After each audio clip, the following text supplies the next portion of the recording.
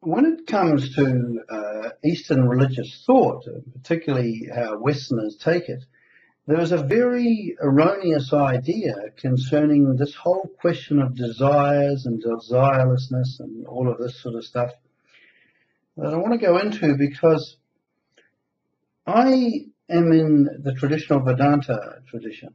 I'm not part of Neo-Advaita or modern variants of Vedanta. I'm in a traditional school. Now, they have a very interesting way of looking at desires, and I think I'll start to talk in and around this and try and make clear what I mean. You see, if I have the desire to live happily with other people and live in a way that is beneficial so that my actions contribute something of value to the people I come in contact with, if I have the desire to make a good living in this life without harming other people, these desires are extremely good and extremely useful.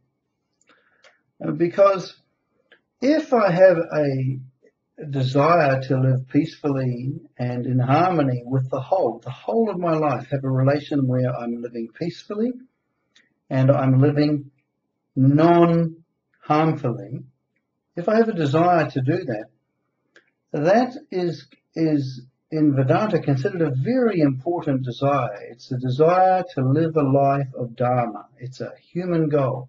It's not a human goal for everybody, because it's only when the value of living that way has been discovered that it is a desire that arises in you. And so if I've got a desire to live in a peaceful and non-harmful way with everybody, this affects my relationships in a great way, because when I find myself saying or doing something that's harmful or not helpful, I will have the emotion of remorse or regret. Now, this is a good thing. This is not negative, because this will mean, I regret doing that. I wish I hadn't done that. That type of feeling, because I desire to live a life of what they call Dharma, or living in harmony with the whole, or living in harmony with the law and order, as Swami Atma Prakasananda calls it. And she also says that you must commit to living a life of Dharma in order to be able to understand the teaching of Vedanta. If I have this commitment and I have this desire to live happily with other people, when I will notice when I'm not, and then I'll be able to correct my behavior accordingly. Now, that is a great desire to have. Without it, we're sociopaths. If we don't have the desire to live happily and non-harmfully with others, when we live in conflict or when we are doing harmful acts, it won't really register with us. There'll be no real remorse or regret. We'll just simply do as we do. So when the Gita talks about desires, it's not talking about desires like that. It's talking about binding desires.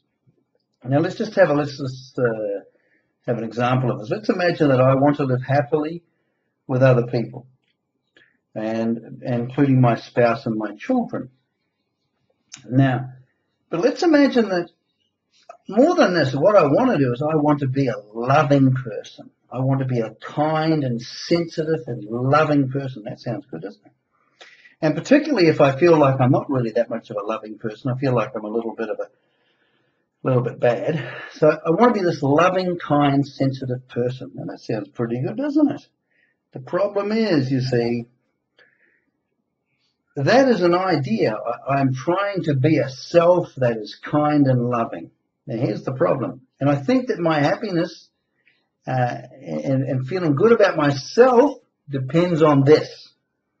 So what happens is when I notice I act unkindly, I won't feel remorse or regret. I will experience self-hatred. Now, this is what they mean by a binding desire. When you have remorse and regret, talking harshly to someone, your mind isn't being disturbed. In actual fact, your mind is actually acutely aware of what you've done. Good thing to be. So having so-called negative emotions ain't necessarily bad. But when I'm self-hating, what happens is when I notice I become unkind, and then I go, oh my goodness, there I go again. I'm just so terrible. I wish I wasn't like that.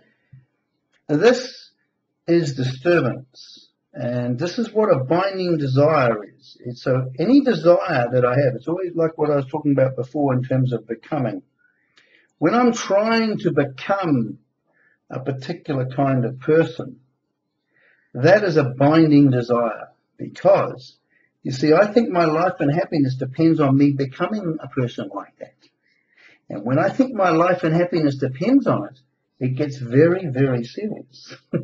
So every time I fail in the endeavor to become a person like that, I'll become disturbed. My mind will be shaken up. I won't be able to see clearly.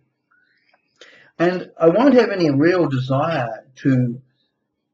I'm not worried so much that I've hurt another person. What I'm worried about is my effort for self-glorification in the form of being a wonderful, loving, sensitive person is not working. So do you see the difference? One is I want to live happily with others, and I notice when I'm not, and I feel regret when I'm not, and I correct my behavior. And I'm interested in having a relation to others, any other human being, in such a way that I'm not in friction with them, and I'm not dealing with them in a harmful way. I have a non-harmful relationship with them.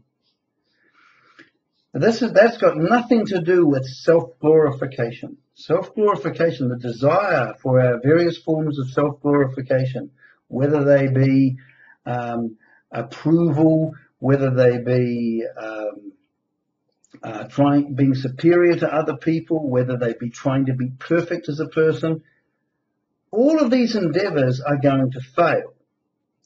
And when they do fail, I'm going to be disturbed. And not only that, because I'm self-preoccupied with my idea of myself, I can't see clearly what the situation is that I'm facing.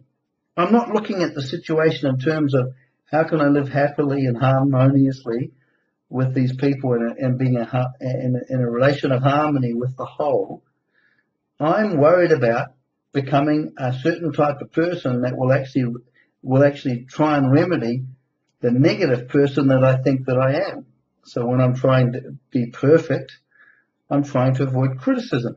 Being a person who's worthy of criticism, I want to be a person who's free of criticism. When I try to be perfect, same thing. I want to be a person free of defects. When I want love and approval, it's the same thing. So a binding desire is one that disturbs the mind and also makes you do stupid and harmful things. It manages you. It controls you, because when you think your life and happiness depend upon the fulfillment of becoming a certain kind of person, you're in for big trouble. And you're always constantly underneath insecure and in friction and dissatisfied. That's the result of this whole process of becoming.